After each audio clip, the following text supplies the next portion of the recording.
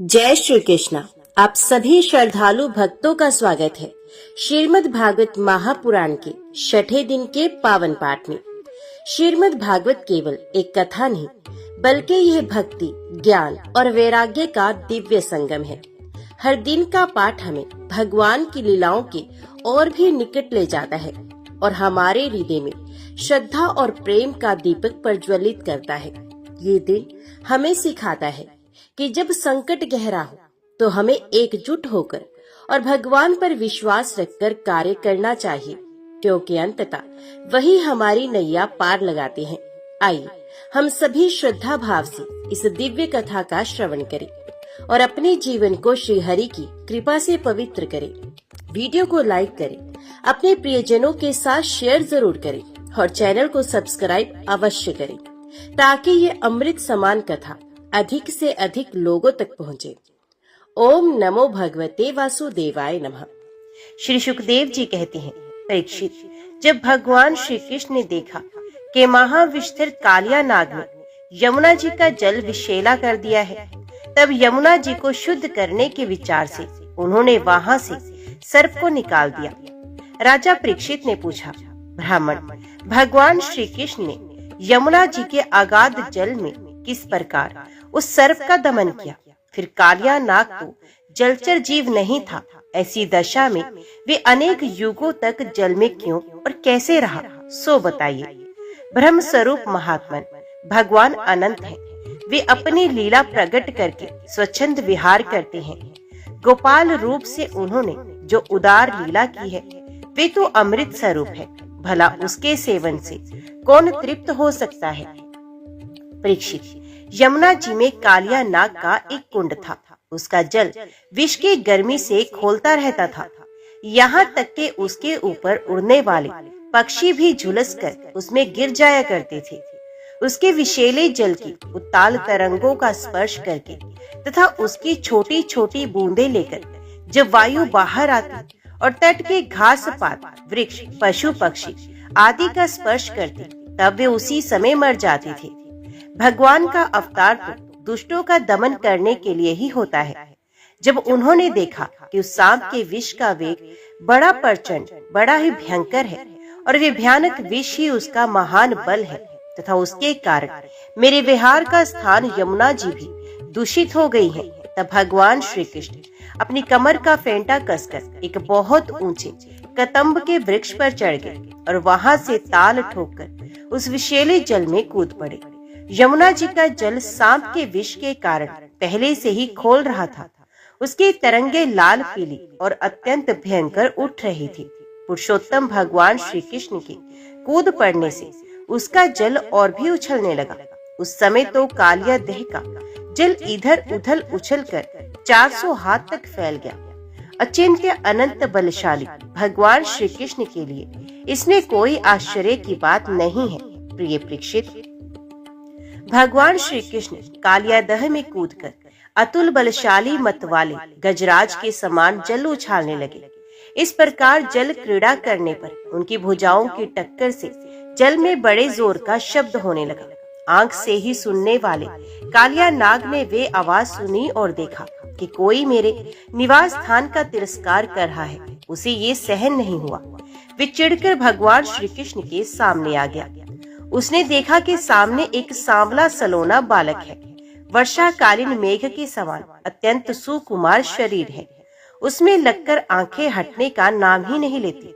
उसके वक्षस्थल पर एक सुनहली रेखा श्रीवत्स का चिन्ह है और वे पीले रंग का वस्त्र धारण किए हैं। बड़े मधुर एवं मनोहर मुख पर मंद मंद मुस्कान अत्यंत शोभायमान हो रही है। चरण इतने सुकुमार और सुंदर है, मानो कमल की गद्दी हो। इतना आकर्षक रूप होने पर भी जब कालिया नाग ने देखा कि बालक तनिक भी ना डरकर इस विषैले जल में मौज से खेल रहा है, तब उसका क्रोध और भी बढ़ गया।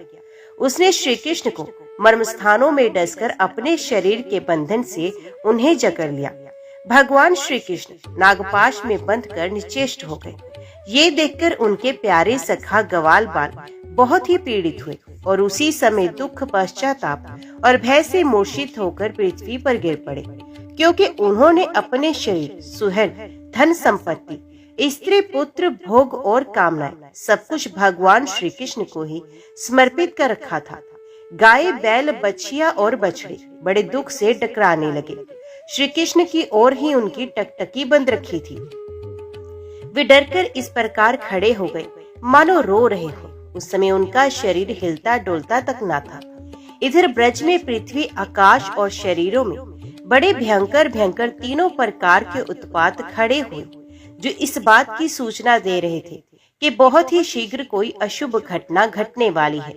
नंद बाबा आदि गोपों ने पहले तो उन अशकुनों को देखा और पीछे से ये जाना कि आज श्री कृष्ण बिना बलराम के ही गाय चराने चले गए। वे भय से व्याकुल हो गए।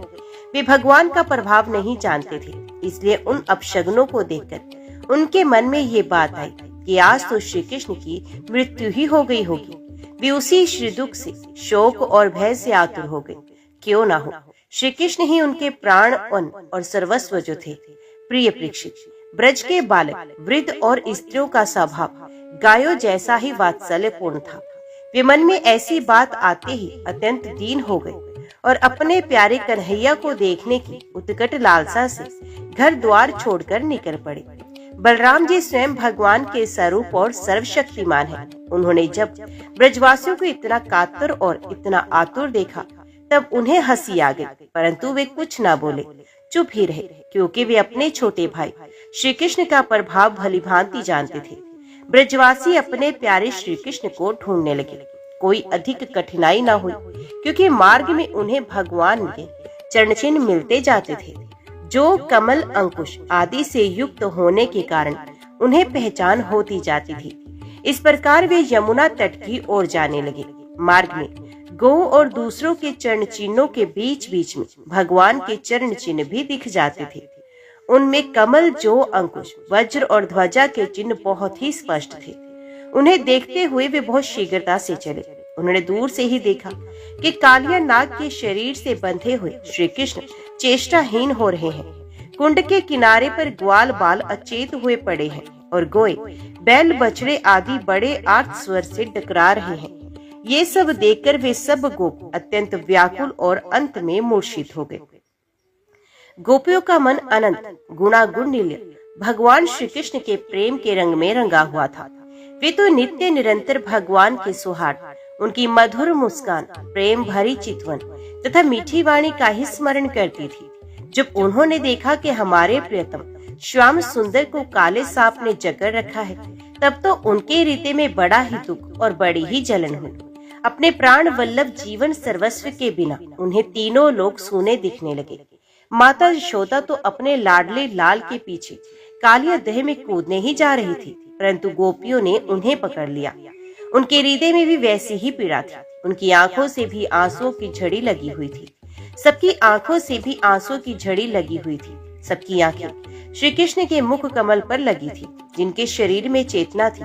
वे ब्रजमोहन श्री कृष्ण की पूतनावत आदि की प्यारी प्यारी ऐश्वर्य लीलाएं कह कहकर यशोदा जी को धीरज बंधाने लगे, किंतु अधिकांश तो मुर्दे की तरह पड़ ही गई थी।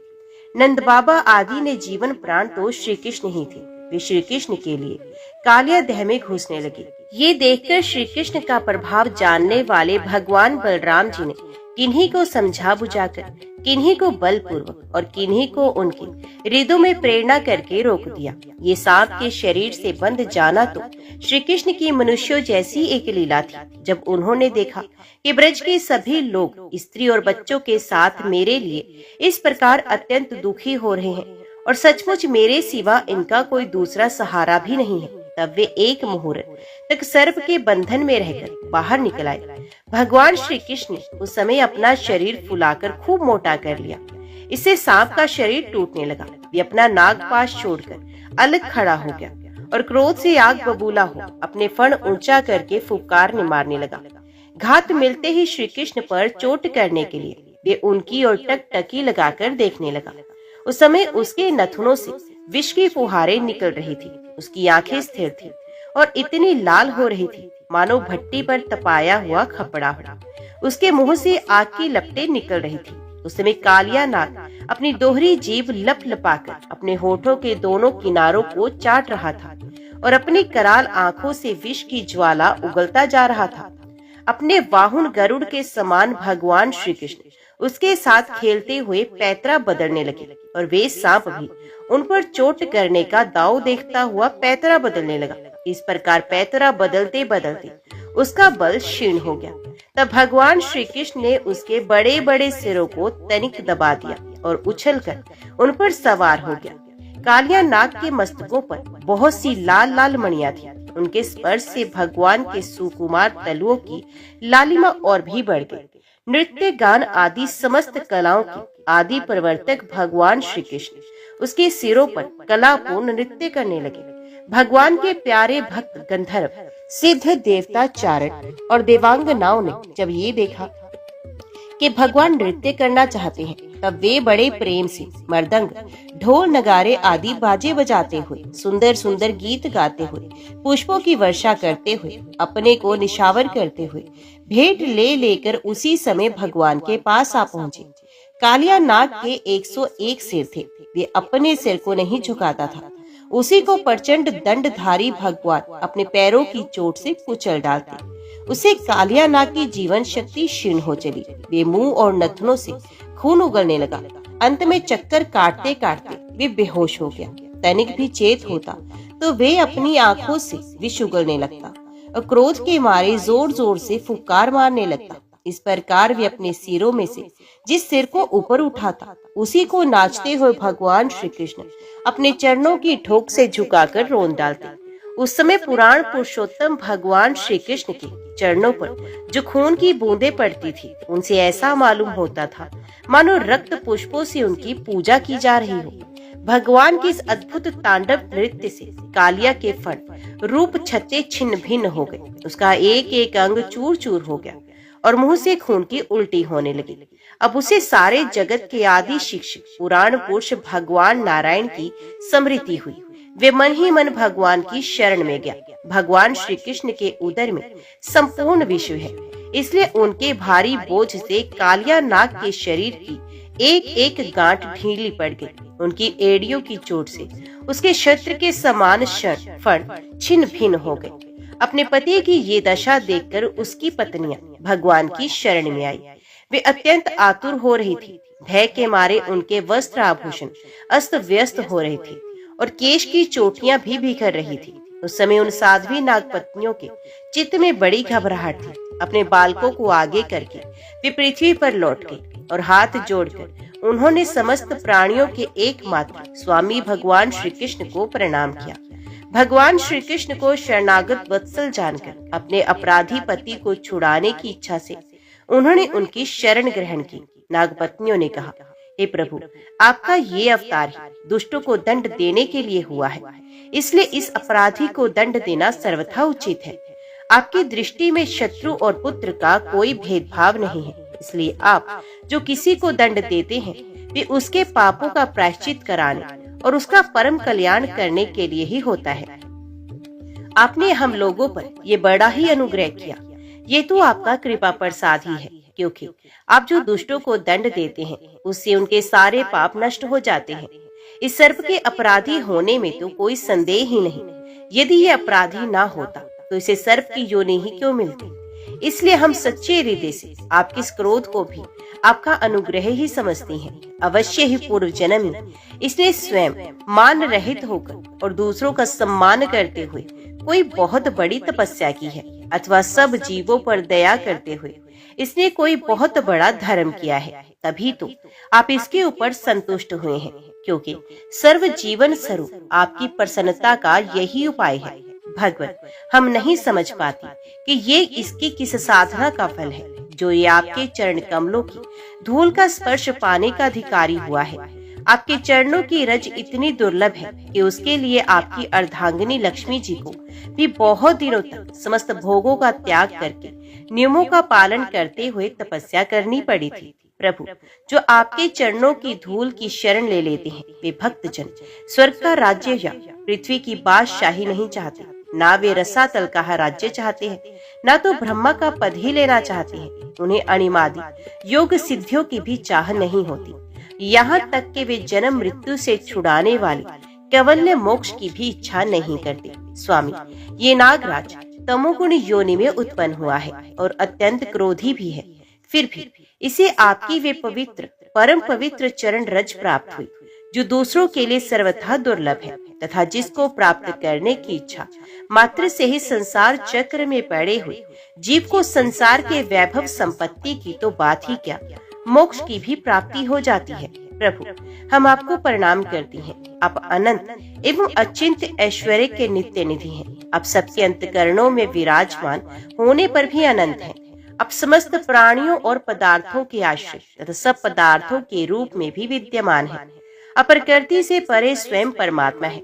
आप सब प्रकार के ज्ञान और अनुभवों के खजाने हैं। आपकी महिमा और शक्ति अनंत है।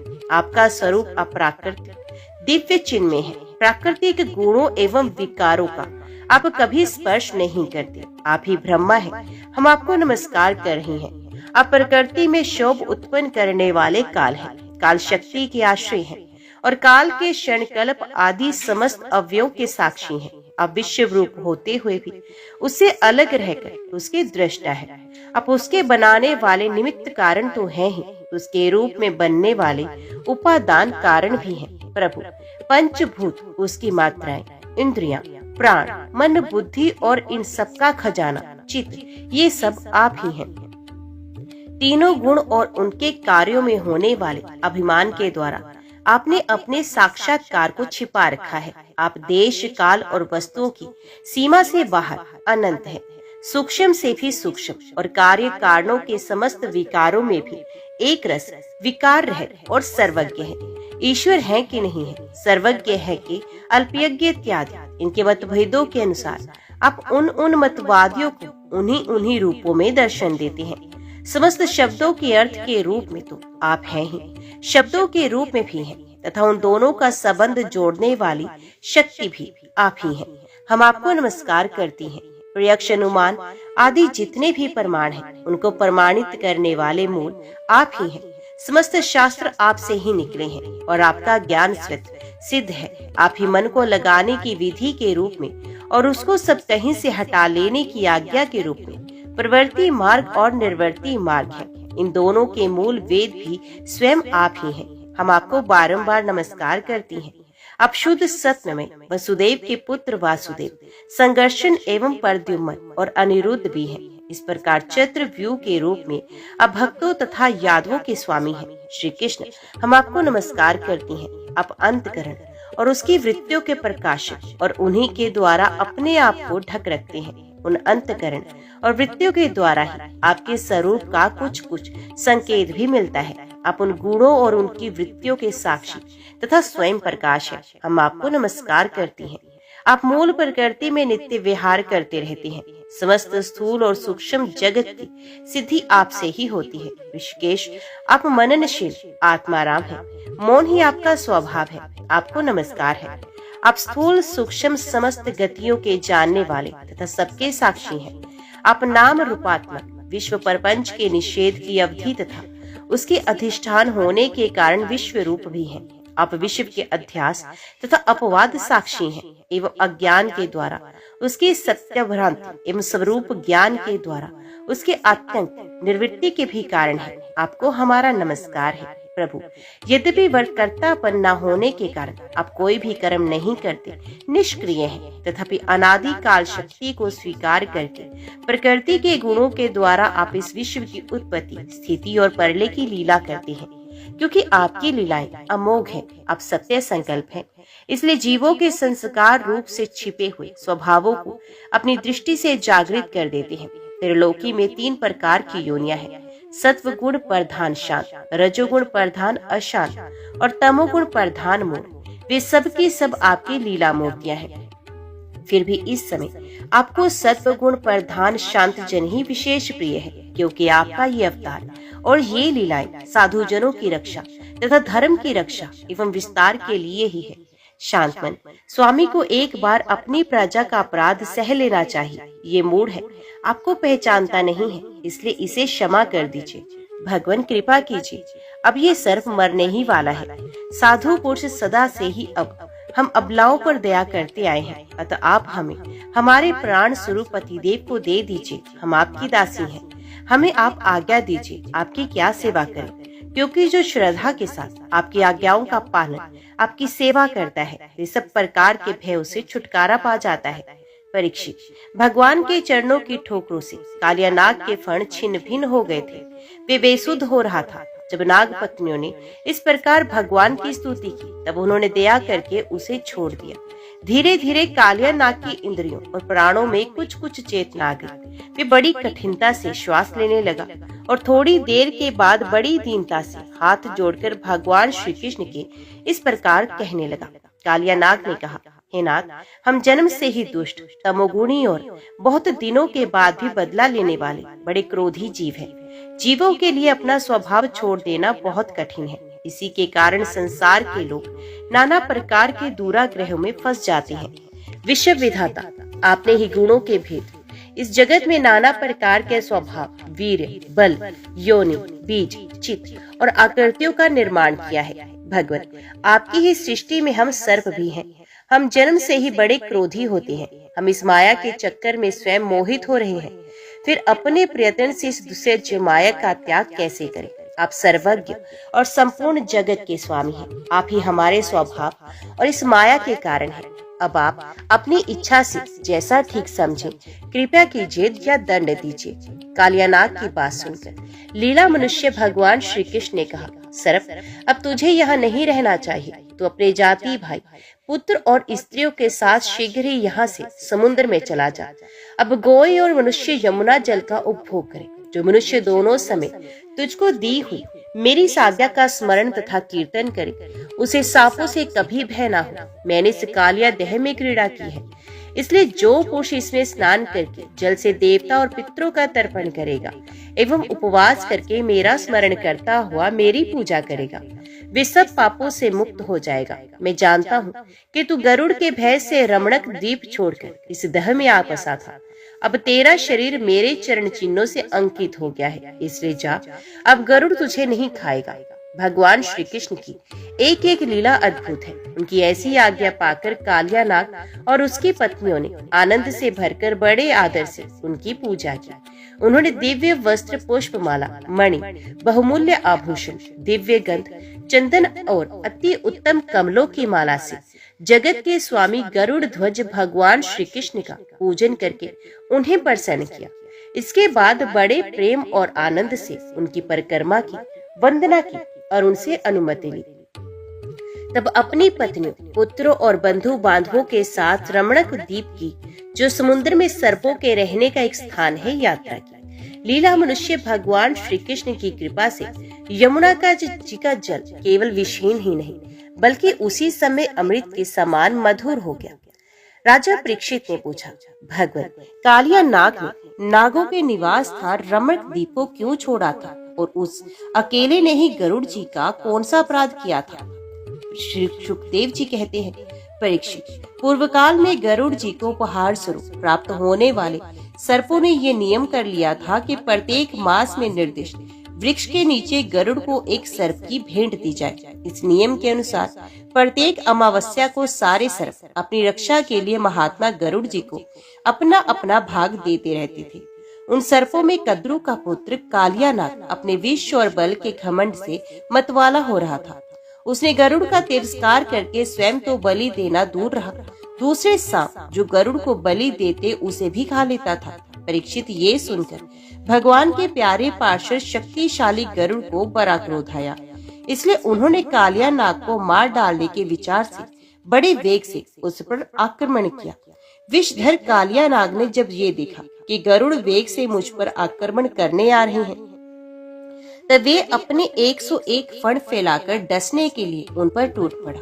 उसके पास शस्त्र थे, केवल दांत, इसलिए अपने दांतों से गरुड़ को डस लिया। उस समय वे अपनी भयावनी जीभें लपलपा रहा था। उसकी सांस लंबी चल रही थी और आंखें बड़ी डरावनी जान पड़ती थी। ताक्षर नंदन गरुड़ जी विष्णु भगवान के वाहन हैं और उनका वेग तथा पराक्रम भी अतुलनीय है। कालिया नाग की ये ढिठाई देखकर उनका क्रोध और भी बढ़ गया तथा उन्होंने अपने शरीर से झटक कर फेंक दिया एवं अपने सुनहले बाएं पंख से कालिया नाग पर पड़े जोर से प्रहार किया। उनके पंख की चोट से कालिया नाग घायल हो गया। वे घबराकर वहाँ से भागा और यमुना जी के उस कुंड में चला गया। यमुना जी का ये कुंड गरुड़ के लिए अगम्य था, साथ ही वे इतना गहरा था कि उसमें दूसरे लोग भी नहीं जा सकते थे। इसी स्थान पर एक दिन शुद्धातुर गरुड़ ने तपस्वी सोभरी के मना करने पर भी अपने अभिष्ट भक्ष्य मत्स्य को बलपूर्वक पकड़कर खा लिया। अपने मुखिया मत्स्यराज के मारे जाने के कारण मछलियों को बड़ा कष्ट हुआ। वे अत्यंत दीन और व्याकुल हो गई। उनकी ये दशा देखकर महर्षि सोभरी को बड़ी दया आई। उन्होंने उस कुंड में रहने वाले सब जीवों की भलाई के लिए गरुड़ को ये शाप दे दिया, यदि गरुड़ फिर कभी इस कुंड में घुसकर मछलियों को खाएंगे तो उसी क्षण प्राणों से हाथ धो बैठेंगे।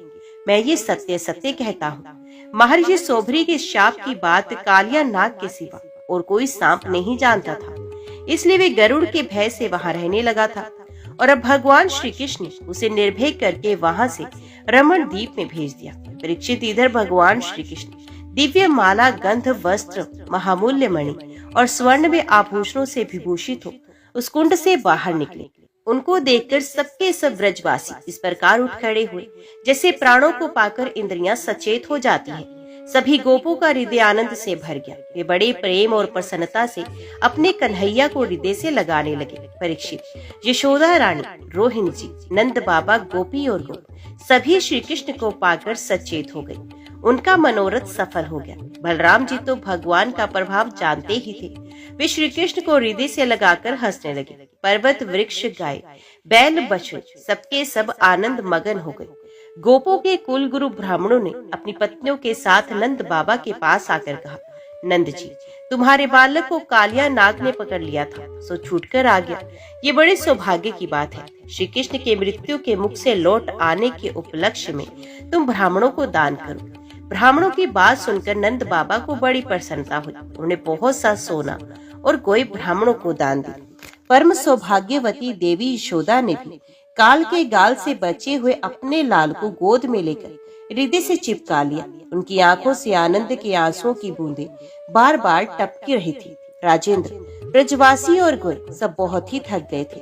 ऊपर से भूख प्यास भी लग रही थी, इसलिए उस रात वे ब्रज में नहीं गए। वहीं यमुना जी के तट पर सो रहे थे। गर्मी के दिन थे, उधर का वन सूख गया था। आधी रात के समय उसमें आग लग गई थी। उस आग ने सोए हुए ब्रजवासियों को चारों ओर से घेर लिया और वे उन्हें जलाने लगी। आग की आंच लगने पर ब्रजवासी घबराकर उठ खड़े हुए और लीला मनुष्य भगवान श्री कृष्ण की शरण में चले गए।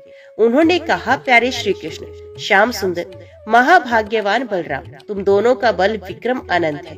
देखो देखो, ये भयंकर आग तुम्हारे सगे संबंधी हम स्वजनों को जलाना ही चाहती है। तुम में सब सामर्थ्य है, हम तुम्हारे सुहृद हैं, इसलिए इस प्रलय की अपार आग से हमें बचाओ। प्रभु, हम मृत्यु से नहीं डरते, परंतु तुम्हारे अकूतो भय चरण कमल छोड़ने से हम असमर्थ हैं। भगवान अनंत है, वे अनंत शक्तियों को धारण करते हैं। उन जगदीश्वर भगवान श्री कृष्ण ने जब देखा कि मेरे स्वजन इस प्रकार व्याकुल हो रहे हैं, तब वे उस भयंकर आग को पी गए। परीक्षित, अब आनंदित स्वजन संबंधियों से घिरे हुए एवं उनके मुख से अपनी कीर्ति का गान सुनते हुए श्री कृष्ण ने गोकुल मंडित गोष्ठ में प्रवेश किया। इस प्रकार अपनी योग माया से ग्वाल का वेश बनाकर राम और श्याम ब्रज में क्रीड़ा कर रहे थे। उन दिनों ग्रीष्म ऋतु थी। ये शरीरधारियों को बहुत प्रिय नहीं है, परंतु वृंदावन के स्वाभाविक गुणों से वहां वसंत की छटा छिटक रही थी। इसका कारण था वृंदावन में परम मधुर भगवान श्याम सुंदर श्री कृष्ण और बलराम जी निवास जो करते थे। झिंगोरों की तीखी झंकार झरनों की मधुर झरने छिप गई थी। उन झरनों से सदा सर्वदा बहुत ठंडी जल की फुरियां उड़ा करती थी, जिनसे वहां के वृक्षों की हरियाली देखते ही बनती थी। जिधर देखिए हरी हरी धूप से पृथ्वी हरी हरी हो रही है। नदी, सरोवर एवं झरनों की लहरों का स्पर्श करके जो वायु चलती थी, उसमें लाल, पीले, नीले, तुरंत के खिले हुए, देर के खिले हुए, कलहार, उत्पल आदि अनेकों प्रकार के कमलों का पराग मिला हुआ होता था। इस शीतल, मंद और सुगंध वायु के कारण वनवासियों को गर्मी का किसी प्रकार का क्लेश नहीं सहना पड़ता था। न दावाग्नि का ताप लगता था और न तो सूर्य का घाम ही। नदियों में अगाध जल भरा हुआ था। बड़ी बड़ी लहरें उनके तटों को चूम जाया करती थी। वे उनके पुलिनों से टकराती और उन्हें स्वच्छ बना जाती। उनके कारण आसपास की भूमि गीली बनी रहती और सूर्य की अत्यंत उग्र तथा तीखी किरणें भी वहां की पृथ्वी और हरी हरी घास को नहीं सुखा सकती थी। चारों ओर हरियाली छा रही थी। उस वन में वृक्षों की पांत फूलों से लद रही थी। जहाँ देखिए वहीं से सुंदरता फूट पड़ती थी। कहीं रंग बिरंगे पक्षी चहक रहे थे, तो कहीं तरह तरह के हिरण चौकड़ी भर रहे थे, कहीं मोर कूक रहे थे, तो कहीं भोरे गुंजार कर रहे थे, कहीं कोयले कूक रही थी, तो कहीं सारस अलग ही अपना आलाप छोड़ रहे थे। ऐसा सुंदर वन देखकर श्याम सुंदर श्री कृष्ण और गौर सुंदर बलराम जी ने उसमें विहार करने की इच्छा की। आगे आगे गोई चली, पीछे पीछे ग्वालबाल और बीच में अपने बड़े भाई के साथ बांसुरी बजाते हुए श्री कृष्ण। राम, श्याम और ग्वालबालों ने नव पल्लवों, मोरपंखों के गुच्छों, सुंदर सुंदर पुष्प के हारों और गेरू आदि रंगीन धातुओं से अपने को भांति भांति से सजा लिया। फिर कोई आनंद में मगन होकर नाचने लगा, तो कोई ताल ठोकर कुश्ती लड़ने लगा और किसी किसी ने राग आलापना शुरू कर दिया। जिस समय श्री कृष्ण नाचने लगते, उसमें कुछ ग्वालबाल गाने लगते और कुछ बांसुरी तथा सींग बजाने लगते। कुछ हथेली से ही ताल देते, तो कुछ वाह वाह करने लगते। उस समय नट जैसे अपने नायक की प्रशंसा करते हैं, वैसे ही देवता लोग ग्वालबालों का रूप धारण करके वहां आते और गोप जाति में जन्म लेकर छिपे हुए बलराम और श्री कृष्ण की स्तुति करने लगे। घुंघराली अलकों वाले श्याम और बलराम कभी एक दूसरे का हाथ पकड़कर कुम्हार के चाक की तरह चक्कर काटते, घुमरी परेता खेलते, कभी एक दूसरे से अधिक फांद जाने की इच्छा से कूदते, कुंडे डाकते, कभी कहीं होड़ लगाकर ढेले फेंकते, तो कभी ताल ठोंक ठोंक कर रस्सा कसी करते। एक दल दूसरे दल के विपरीत रस्सी पकड़कर खींचता और कभी कहीं एक दूसरे से कुश्ती लड़ते लड़ाते। इस प्रकार तरह तरह के खेल खेलते। कभी कभी एक दूसरे पर बेल, जायफल या आंवले के फल हाथ में लेकर फेंकते, कभी एक दूसरे की आंख बंद करके छिप जाते और वे पीछे से ढूंढते। इस प्रकार आंख मिचौनी खेलते। कभी एक दूसरे को छूने के लिए बहुत दूर दूर तक दौड़ते और कभी पशु पक्षियों की चेष्टाओं का अनुकरण करते। कहीं मेढकों की तरह फुदक फुद कर चलते, तो कभी मुंह बना बनाकर एक दूसरे की हंसी उड़ाते। कहीं रस्सियों से वृक्षों पर झूला डालकर झूलते, तो कभी दो बालकों को खड़ा कराकर उनकी बाहों के बल पर ही लटकने लगते, कभी किसी राजा की नकल करने लगते। इस प्रकार राम और श्याम वृंदावन की नदी, पर्वत, घाटी, कुंज, वन और सरोवरों में वे सभी खेल खेलते जो साधारण बच्चे संसार में खेलते हैं। एक दिन जब बलराम और श्री कृष्ण ग्वालबालों के साथ उस वन में गोए चरा रहे थे, तब ग्वाल के वेश में प्रलंब नाम का एक असुर आया। उनकी इच्छा थी कि मैं श्री कृष्ण और बलराम को हर ले जाऊं। भगवान श्री कृष्ण सर्वज्ञ है, वे उसे देखते ही पहचान गए। फिर भी उन्होंने उसका मित्रता का प्रस्ताव स्वीकार कर लिया। वे मन ही मन ये सोच रहे थे कि किस युक्ति से इसका वध करना चाहिए। ग्वालबालों में सबसे बड़े खिलाड़ी, खेलों के आचार्य श्री कृष्ण ही थे। उन्होंने सब ग्वालबालों को बुलाकर कहा, मेरे प्यारे मित्रों, आज हम लोग अपने को उचित रीति से दो दलों में बांट लें और फिर आनंद से खेले। उस खेल में ग्वालबालों ने बलराम और श्री कृष्ण को नायक बनाया। कुछ श्री कृष्ण के साथी बन गए और कुछ बलराम की। फिर उन लोगों ने तरह तरह से ऐसे बहुत से खेल खेले जिनमें एक दल के लोग दूसरे दल के लोगों को अपनी पीठ पर चढ़ाकर एक निर्दिष्ट स्थान पर ले जाते थे। जीतने वाला दल चढ़ता था और हारने वाला दल ढोता था। इस प्रकार एक दूसरे की पीठ पर चढ़ते चढ़ाते श्री कृष्ण आदि ग्वालबाल गोई चराते हुए भांडेर नामक वट के पास पहुंच गए। एक बार बलराम जी के दल वाले श्रीदामा, वृषभ आदि ग्वालबालों ने खेल में बाजी मार ली। तब श्री कृष्ण आदि उन्हें अपनी पीठ पर चढ़ाकर ढोने लगे। हारे हुए श्री कृष्ण ने श्रीदामा को अपनी पीठ पर चढ़ाया। भद्रसेन ने वृषभ को, प्रलंब ने बलराम जी को। दानव पुंग प्रलंब ने देखा कि श्री कृष्ण तो बड़े बलवान हैं, उन्हें मैं नहीं हरा सकूंगा। अतः वे उन्हीं के पक्ष में हो गया और बलराम जी को लेकर फुर्ती से भाग चला और पीठ पर से उतारने के लिए जो स्थान नियत था उससे आगे निकल गया। बलराम जी बड़े भारी पर्वत के समान बोझ वाले थे। उनको लेकर प्रलंबासुर दूर तक ना जा सका। उसकी चाल रुक गई। तब उसने अपना स्वाभाविक दैत्य रूप धारण कर लिया। उसके काले शरीर पर सोने के गहने चमक रहे थे और गौर सुंदर बलराम जी को धारण करने के कारण उसकी शोभा हो रही थी। मानो बिजली से युक्त काला बादल चंद्रमा को धारण किए हुए हो। उसकी आंखें आग की तरह धधक रही थी और दाढ़ें भौहों तक पहुंची हुई भयावनी लग रही थी। उसके लाल लाल बाल इस तरह बिखर रहे थे मानो आग की लपटें उठ रही हुई। उसके हाथ और पाँव में कड़े, सिर पर मुकुट और कानों में कुंडल थी। उनकी कांति से ये बड़ा अद्भुत लग रहा था। उस भयानक दैत्य को बड़े वेग से आकाश में जाते देख पहले तो बलराम जी कुछ घबरा गए, परंतु दूसरे ही क्षण अपने स्वरूप की याद आते ही उनका भय जाता रहा। बलराम जी ने देखा कि जैसे चोर किसी का धन चुरा कर ले जाए, वैसे ही ये शत्रु मुझे चुराकर आकाश मार्ग से लिए जा रहा है। उस समय जैसे इंद्र ने पर्वतों पर वज्र चलाया था, वैसे ही उन्होंने क्रोध करके उसके सर पर एक घूंसा कसकर जमाया। घूंसा लगना था कि उसका सर चूर चूर हो गया। वे मुंह से खून उगलने लगा, चेतना जाती रही और बड़ा भयंकर शब्द करता हुआ इंद्र के द्वारा वज्र से मारे हुए पर्वत के समान वे उसी समय प्राणहीन होकर पृथ्वी पर गिर पड़ा। बलराम जी परम बलशाली थे। जब ग्वाल बालों ने देखा कि उन्होंने प्रलंबासुर को मार डाला, तब उनके आश्चर्य की सीमा न रही। वे बार बार वाह वाह करने लगे। ग्वाल बालों का चित्त प्रेम से विवल हो गया। वे उनके लिए शुभकामनाओं की वर्षा करने लगे, मानो मरकर लौट आए हों। इस भाव से आलिंगन करके प्रशंसा करने लगे। प्रस्तुत बलराम जी इसके योग्य ही थे। प्रलंबासुर मूर्तिमान पाप था। उसकी मृत्यु से देवताओं को बड़ा सुख मिला। वे बलराम जी पर फूल बरसाने लगे और बहुत अच्छा किया, बहुत अच्छा किया, इस प्रकार कहकर उनकी प्रशंसा करने लगे। उस समय जब ग्वाल बाल खेलकूद में लग गए, तब उनकी गोएं बेरोक टोक चरती हुई बहुत दूर निकल गई और हरी हरी घास के लोभ से एक गहन वन में घुस गई। उसकी बकरियां, गाय और भैंसें एक वन से दूसरे वन में होती हुई आगे बढ़ गई तथा गर्मी के ताप से व्याकुल हो गई।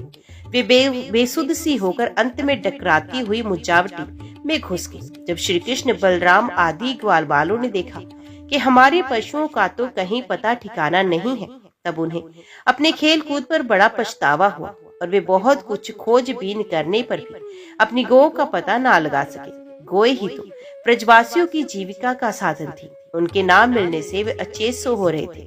अभी गौ के खुर और दांतों से कटी हुई घास तथा पृथ्वी पर बने हुए खुरों के चिन्हों से उनका पता लगाते हुए आगे बढ़े। अंत में उन्होंने देखा कि उनकी गौएं मुंजावटी में रास्ता भूलकर डकरा रही हैं।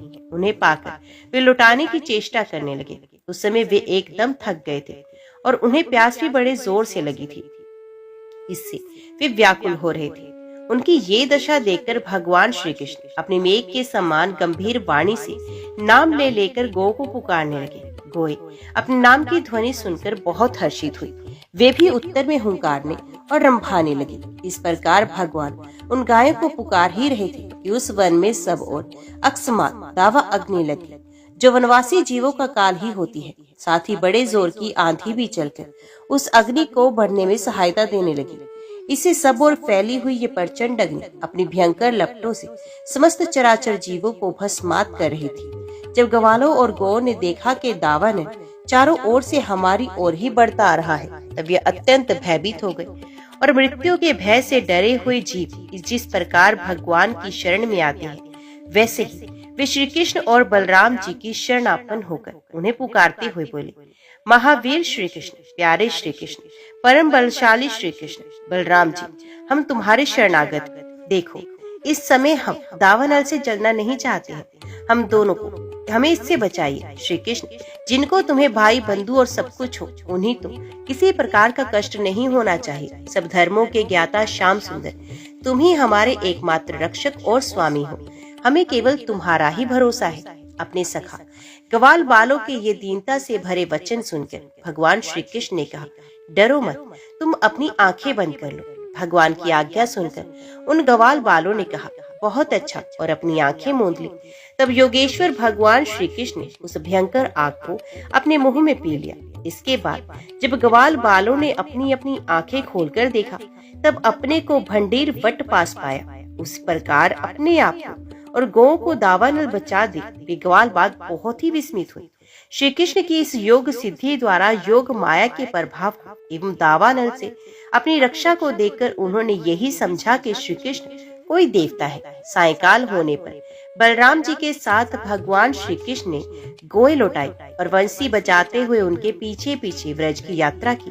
उस समय ग्वाल बाल उनकी स्तुति करते आ रहे थे। इधर व्रज में गोपियों को श्री कृष्ण के बिना एक एक क्षण 100 युग के समान हो रहा था। जब भगवान श्री कृष्ण लौटे तब उनका दर्शन करके वे परम आनंद में मगन हो गए। ग्वाल बालों ने घर पहुंचकर अपनी माँ, बहन आदि स्त्रियों से परीक्षित और बलराम जी ने कुछ अद्भुत कर्म किए थे, दावानल से उनको बचाना, प्रलंब को मारना इत्यादि सबका वर्णन किया। बड़े बूढ़े गोप और गोपियां भी राम और श्याम की अलौकिक लीलाएं सुनकर विस्मित हो गए। वे सब ऐसा मानने लगे कि श्री कृष्ण और बलराम के वेश में कोई बहुत बड़े देवता ही व्रज में पधारे हैं। इसके बाद वर्षा ऋतु का शुभ आगमन हुआ। इस ऋतु में सभी प्रकार के प्राणियों की बढ़ती हो जाती है। उस समय सूर्य और चंद्रमा पर बार बार प्रकाश में मंडल बैठने लगे। बादल, वायु, चमक, कड़क आदि से आकाश शुद्ध सा दिखने लगा। आकाश में नीले और घने बादल घेराते, बिजली कांधने लगती, बार बार गड़गड़ाहट सुनाई पड़ती। सूर्य, चंद्रमा और तारे ढके रहते। इससे आकाश की ऐसी शोभा होती जैसे ब्रह्म स्वरूप होने पर भी गुणों से ढक जाने पर जीव की होती है। सूर्य ने राजा की तरह पृथ्वी रूप प्रजा से 8 महीने तक जल का ग्रहण किया था। अब समय आने पर वे अपनी किरणकरों से फिर उसे बांटने लगे। जैसे दयालु पुरुष जब देखते हैं कि प्रजा बहुत पीड़ित हो रही है, तब ये दया परवश होकर अपने जीवन प्राण तक निशावर कर देते हैं। वैसे ही बिजली की चमक से शोभायमान घनघोर बादल तेज हवा की प्रेरणा से प्राणियों के कल्याण के लिए अपने जीवन स्वरूप जल को बरसाने लगे। जेठ आषाढ़ की गर्मी से पृथ्वी सूख गई थी। अब वर्षा के जल से सिंचकर वे फिर हरी भरी हो गई। जैसे सकाम भाव से तपस्या करते समय पहले तो शरीर दुर्बल हो जाता है, परंतु जब उसका फल मिलता है तब हृष्ट पुष्ट हो जाता है। वर्षा के सायंकाल में बादलों से घना अंधेरा छा जाने पर ग्रह और तारों का प्रकाश तो नहीं दिखाई पड़ता, परंतु जुगनू चमकने लगते हैं। जैसे कलयुग में पाप की प्रबलता हो जाने से पाखंड मतों का प्रचार हो जाता है और वैदिक संप्रदाय लुप्त हो जाती है। जो मेढक पहले चुपचाप सो रहे थे, अब वे बादलों की गर्ज सुनकर टर टर करने लगे। जैसे नित्य नियम से निवृत्त होने पर गुरु के आदेश अनुसार ब्रह्मचारी लोग वेद पाठी करने लगते हैं। छोटी छोटी नदियां जो जेठ आषाढ़ में बिल्कुल सूखने को आ गई थी, वे अब उमड़ उमड़ कर अपने घेरे से बाहर बहने लगे। जैसी अजितेंद्रिय पुरुष के शरीर और धन संपत्तियों का कुमार्ग में उपयोग होने लगता है। पृथ्वी पर कहीं कहीं हरी हरी घास की हरियाली थी, तो कहीं कहीं बीर बहुटूटियों की लालिमा और कहीं कहीं बरसाती छत्तों के कारण वे सफेद मालूम होती थी। इस प्रकार उसकी ऐसी शोभा हो रही थी मानो किसी राजा की रंग बिरंगी सेना हो। सब खेत अनाजों से भरे पूरे लहलहा रहे थे। उन्हें देखकर किसान तो मारे आनंद के फूले ना समाते थे, परंतु सब कुछ प्रारब्ध के अधीन है। ये बात ना जानने वाले धनियों के चित्त में बड़ी जलन हो रही थी। अब हम इन्हें अपने पंजे में कैसे रख सकेंगे। नए बरसाती जल के सेवन से सभी जलचर और थलचर प्राणियों की सुंदरता बढ़ गई थी। जैसे भगवान की सेवा करने से बाहर और भीतर के दोनों ही रूप सुघड़ जाते हैं। वर्षा ऋतु में हवा के झोंकों से समुद्र एक तो यूं ही उताल तरंगों से युक्त हो रहा था, अब नदियों के संयोग से वे और भी शुद्ध हो उठा। ठीक वैसे ही जैसे वासना युक्त योगी का चित्त विषयों का संपर्क होने पर कामनाओं के उभार से भर जाता है। मूसलधार वर्षा की चोट खाते रहने पर भी पर्वतों को कोई व्यथा नहीं होती थी। जैसे दुखों की भरमार होने पर भी उन पुरुषों को किसी प्रकार की व्यथा नहीं होती, जिन्होंने अपना चित्त भगवान को ही समर्पित कर रखा है। जो मार्ग कभी साफ नहीं किए जाते वे घास से ढक गए और उनको पहचानना कठिन हो गया। जैसे जब द्विजाति वेदों का अभ्यास नहीं करते तब काल क्रम से वे उन्हें भूल जाते हैं।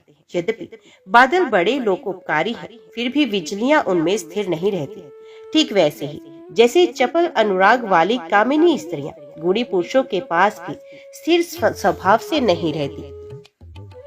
आकाश मेघों के गर्जन तर्जन से भरा था। उसमें निर्गुण इंद्रधनुष की वैसी ही शोभा हुई जैसी सत्व रुज आदि गुणों के क्षोभ से होने वाले विश्व के बखेड़ों में निर्गुण ब्रह्म की। यद्यपि चंद्रमा की उज्जवल चांदनी से बादलों का पता चलता था, फिर भी उन बादलों ने ही चंद्रमा को ढककर शोभाहीन बना दिया था।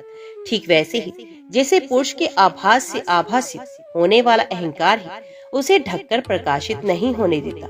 बादलों के शुभ आगमन से मोरों का रोम रोम खिल रहा था। वे अपनी कुहुक और नृत्य के द्वारा आनंद उत्सव मना रहे थे। ठीक वैसे ही जैसे गृहस्थी के जंजाल में फंसे हुए लोग जो अधिकतर तीनों तापों से जलते और घबराते रहते हैं, भगवान के भक्तों के शुभ आगमन से आनंद मगन हो जाते हैं। जो वृक्ष जेठ आषाढ़ में सूख गए थे, वे अब अपनी जड़ों से जल पीकर पत्ते, फूल तथा डालियों से खूब सज धज गए। जैसे सकाम भाव से तपस्या करने वाले पहले तो दुर्बल हो जाते हैं, परंतु कामना पूरी होने पर मोटे तगड़े हो जाते हैं। तालाबों के तट कांटे, कीचड़ और जल के बहाव के कारण प्राय अशांत ही रहते थे, परंतु सारस एक क्षण के लिए भी उन्हें नहीं छोड़ते थे। ऐसे अशुद्ध हृदय वाले विषयी पुरुष कामधंधों के झंझट से कभी छुटकारा नहीं पाते, फिर भी घरों में ही पड़े रहते हैं। वर्षा ऋतु में इंद्र की प्रेरणा से मूसलधार वर्षा होती है। इससे नदियों के बांध और खेतों की मेंढे टूट फूट जाती है। जैसे कलयुग में पाखंडियों के तरह तरह के मिथ्या मतवादों से वैदिक मार्ग की मर्यादा ढीली पड़ जाती है। वायु की प्रेरणा से घने बादल प्राणियों के लिए अमृत में जल की वर्षा करने लगते हैं। जैसे ब्राह्मणों की प्रेरणा से धनी लोग समय समय पर दान के द्वारा प्रजा की अभिलाषाएं पूर्ण करते हैं। वर्षा ऋतु में वृंदावन इसी प्रकार शोभायमान और पके हुए खजूर तथा जामुनों से भर रहा था। उसी वन में विहार करने के लिए श्याम और बलराम ने ग्वाल बाल और गोए के साथ प्रवेश किया। गोए अपने थनों के भारी भार के कारण बहुत ही धीरे धीरे चल रही थी। जब भगवान श्री कृष्ण उनका नाम लेकर पुकारते, तब वे प्रेम परवश जल्दी जल्दी दौड़ती। उस समय उनके थनों से दूध की धारा गिरती जाती। भगवान ने देखा कि वनवासी भील और भीलनियां आनंद मगन है। वृक्षों की पंक्तियां मधुधारा उड़ेल रही हैं।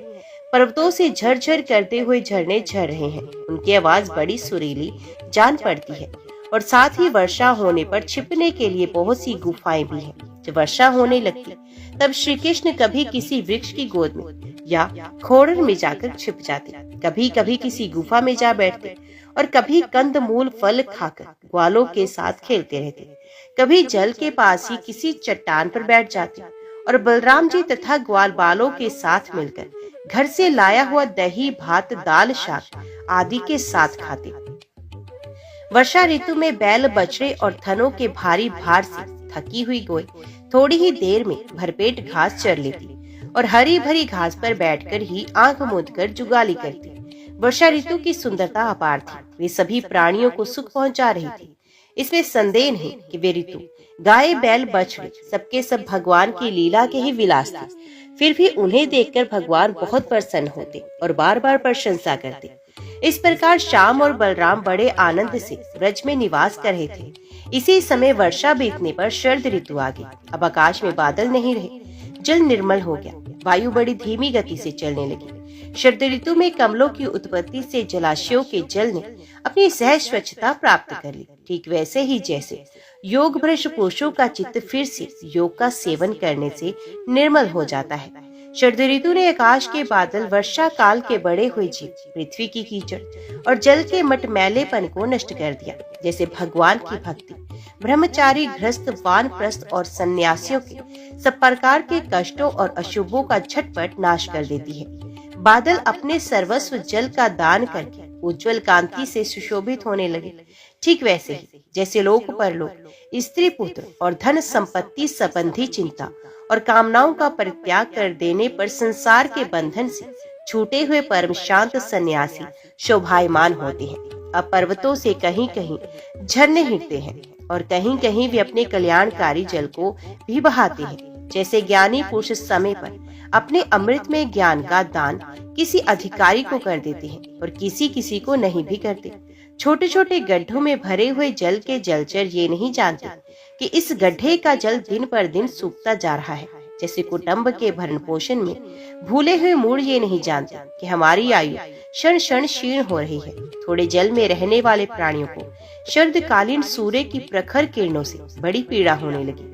जैसे अपनी इंद्रियों के वश में रहने वाले कृपण एवं दरिद्र कुटुंबी को तरह तरह के ताप सताते ही रहते हैं। पृथ्वी धीरे धीरे अपना कीचड़ छोड़ने लगी और घास पात धीरे धीरे अपनी कचाई छोड़ने लगी। ठीक वैसे ही जैसे विवेक संपन्न साधक धीरे धीरे शरीर आदि अनात्म पदार्थों में से ये मैं हूँ और ये मेरा है कि अहंता और महानता छोड़ देते हैं। शरद ऋतु में समुद्र का जल स्थिर, गंभीर और शांत हो गया। जैसे मन के निसंकल्प हो जाने पर आत्माराम पुरुष कर्मकांड का झमेला छोड़कर शांत हो जाता है। किसान खेतों की मेड़ मजबूत करके जल का बहना रोकने लगे। जैसे योगी जन अपनी इंद्रियों को विषयों की ओर जाने से रोककर प्रत्याहार करके उनके द्वारा शीर्ण होते हुए ज्ञान की रक्षा करते हैं। शरद ऋतु में दिन के समय बड़ी कड़ी धूप होती, लोगों को बहुत कष्ट होता, परंतु चंद्रमा रात्रि एक समय लोगों का सारा संताप वैसे ही हर लेते जैसे देह अभिमान से होने वाले दुख को ज्ञान और भगवत विग्रह से होने वाली गोपियों के दुख को श्री कृष्ण नष्ट कर देते हैं। जैसे वेदों के अर्थ को स्पष्ट रूप से जानने वाला सत्व गुणी चित्त अत्यंत शोभायमान होता है, वैसे ही शरद ऋतु में रात के समय मेघों से रहित निर्मल आकाश तारों की ज्योति में जगमगाने लगता है। जैसे पृथ्वी तल में यदुवंशियों के बीच यदुपति भगवान श्री कृष्ण की शोभा होती है, वैसे ही आकाश में तारों के बीच पूर्ण चंद्रमा सुशोभित होने लगा। फूलों से लदे हुए वृक्ष और लताओं में होकर बड़ी ही सुंदर वायु बहती, वे ना अधिक ठंड होती और ना ही गर्म। उस वायु के स्पर्श से सब लोगों की जलन तो मिट जाती, परंतु गोपियों की जलन और भी बढ़ जाती, क्योंकि उनका चित्त उनके हाथ में नहीं था, श्री कृष्ण ने उसे चुरा लिया था। शरद ऋतु में गोए, हिरनिया, चिड़िया और नारियां ऋतुमती संतान उत्पत्ति की कामना से युक्त हो गई तथा सांड, हिरण, पक्षी और पुरुष उनका अनुसरण करने लगे। ठीक वैसे ही जैसे समर्थ पुरुष के द्वारा की हुई क्रियाओं का अनुसरण उनके फल करते हैं। जैसे राजा के शुभ आगमन से डाकू, चोरों के सिवा और सब लोग निर्भय हो जाते हैं, वैसे ही सूर्योदय के कारण कुमुदनी के अतिरिक्त और सभी प्रकार के कमल खिल गए। उस समय बड़े बड़े शहरों और गांवों में नवागन, प्राशन और इंद्र संबंधी उत्सव होने लगे। खेतों में अनाज पक गए और पृथ्वी भगवान श्री कृष्ण तथा बलराम जी की उपस्थिति से अत्यंत सुशोभित होने लगी। साधना करके सिद्ध हुए पुरुष जैसे समय आने पर अपने देव आदि शरीरों को प्राप्त होते हैं, वैसे ही वैश्य, सन्यासी, राजा और सनातन जो वर्षा के कारण एक स्थान पर रुके हुए थे, वहां से चलकर अपने अपने अभिष्ट कामकाज में लग गए। ओम नमो भगवते वासुदेवाय नमः।